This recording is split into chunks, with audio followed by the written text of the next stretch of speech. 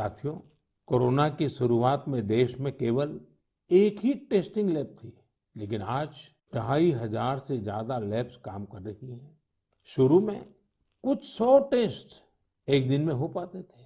अब 20 लाख से ज्यादा टेस्ट एक दिन में होने लगे हैं। अब तक देश में 33 करोड़ से ज्यादा सैंपल की जांच की जा चुकी है। ये इतना बड़ा काम इन साथियों की वजह से ही संभव हो रहा है। कितने ही फ्रंटलाइन वर्कर्स सैंपल कलेक्शन के काम में लगे हुए हैं। संक्रमित मरीजों के बीच जाना, उनका सैंपल लेना, ये कितनी सेवा का काम है। अपने बचाव के लिए इन साथियों को इतनी गर्मी में भी लगातार पीपीई किट पहन के ही रहना पड़ता है। इसके बाद ये सैंपल लैब में पहुंचता है। इसलिए जब मैं आप सबके सुझाव और सवाल पढ़ रहा था, तो मैंने तय किया कि हमारे इन साथियों की भी चर्चा जरूर होनी चाहिए। इनके अनुभवों से हमें भी बहुत कुछ जानने को मिलेगा। तो आइए, दिल्ली में एक लैब टेक्नीशियन के तौर पर काम करने वाले हमारे साथी प्रकाश कांडपाल जी से बात करते हैं। प्रकाश जी, नमस्कार। नमस्कार आदरणीय प्रधानमंत्री जी। प्रकाश जी, सबसे पहले तो आप मन की बात के हमारे सभी श्रोताओं को अपने बारे में बताइए।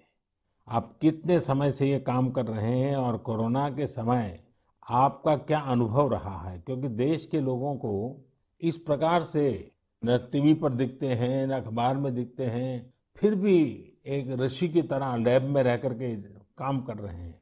तो मैं चाहूंगा कि आप जब बताएंगे तो देशवासियों को भी जानकारी मिलेंगी कि देश में काम कैसे हो रहा है।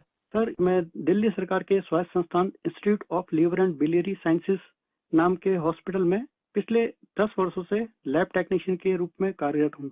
मेरा स्वास्थ्य क्षेत्र का अनुभव 22 वर्षों का है। आईएलबीएस से पहले भी मैं दिल्ली के Apollo hospital, Rajiv Gandhi cancer hospital, Rotary blood bank जैसे प्रतिष्ठित संस्थान में काम कर चुका हूँ। सर, यद्यपि सभी जगह मैंने रक्त कोष विभाग में अपनी सेवाएं दी, परंतु पिछले वर्ष 1 अप्रैल 2020 से मैं आईएलबीएस के वायरोलॉजी डिपार्टमेंट के अधीनस्थ कोविड टेस्टिंग लैब में कार्य कर रहा हूँ। निस्संदेह कोविड महामारी में स्वास्थ्य एवं स्वास्थ्य से संबंधित सभी साधन संसाधनों पर अत्यधिक दबाव पड़ा, पर मैं इस संघर्ष के दौर को निजी तौर पर इसमें ऐसा अवसर मानता हूँ जब राष्ट्र, मानवता, समाज हमसे अधिक उत्तरदायित्व, सहयोग, हमसे अधिक सामर्थ्य और हमसे अधिक क्षमता के प्रदर्शन की अपेक्षा करता है और आशा करता है। और सर, जब हम राष्ट्र के, मानवता के, समाज की अपेक्षा के और आशा के अनुरूप अपने स्तर पर, जो कि एक बूंद के बराबर है, हम उस पर काम करते हैं, खरा उतरते हैं, तो एक गौरव की अनुभूति होती है। कभी जब हमारे घर वाले भी आशंकित होते हैं या थोड़ा उन्हें भय लगता है, तो ऐसे अवसर पे उनको स्मरण कराता हूँ कि हमारे देश के जवान, जो कि सदैव ही परिवार से दूर सीमाओं पर विषम और असामान्य परिस्थितियों में देश की रक्षा कर रहे हैं, उनकी तुलना में तो हमारा जोखिम जो है कम है, बहुत कम है। तो वो भी इस चीज को समझते हैं और मेरे साथ में एक तरह से वो भी सहयोग करते हैं और वो भी इस आपदा में समान रूप से जो भी सहयोग है उसमें अपनी सहभागिता निभाते हैं।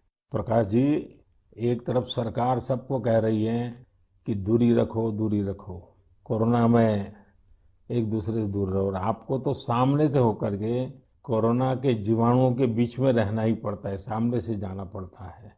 तो ये अपने आप में एक जिंदगी को संकट में डालने वाला मामला रहता है, तो परिवार को चिंता होना बहुत स्वाभाविक है।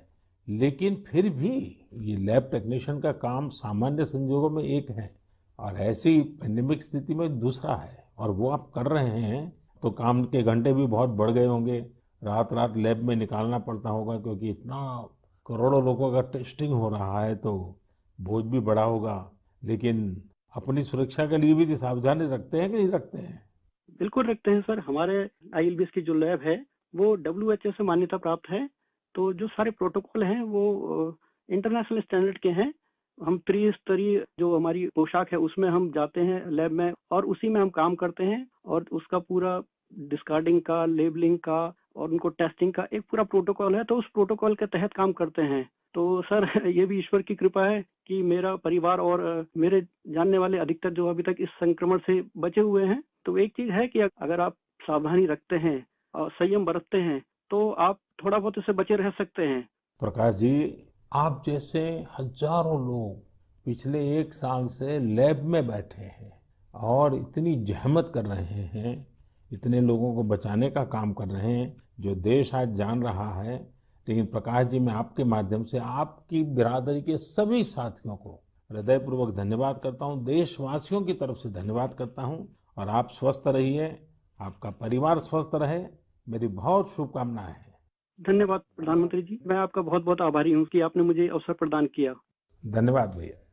साथियों, एक प्रकार से बात तो मैंने भाई प्रकाश जी से की है, लेकिन उनकी बातों में हजारों लैब टेक्नीशियंस की सेवा की सुगंध हम तक पहुंच रही है।